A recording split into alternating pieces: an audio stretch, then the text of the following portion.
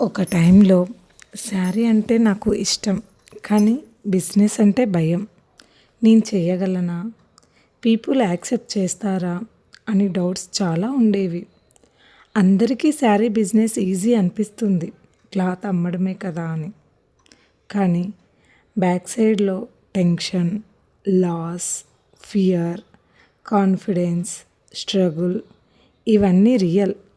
స్లోగా నాకు అర్థమైంది, ఇది శారీస్ గురించి కాదు, ఇది మన సెల్ఫ్ రెస్పెక్ట్, మనం ఓన్ ఐడెంటిటీ గురించి. ఇప్పుడు నేను ఇక్కడ ఉన్నాను, సెల్లింగ్ కోసం కాదు, షో ఆఫ్ కోసము కాదు, నాలాగా సైలెంట్గా డ్రీమ్ బిల్డ్ చేస్తున్న మహిళల కోసం. లైఫ్ని కూడా ఫోల్డ్ చేసి సెట్ చేసుకుంటున్న వాళ్ళం మనం.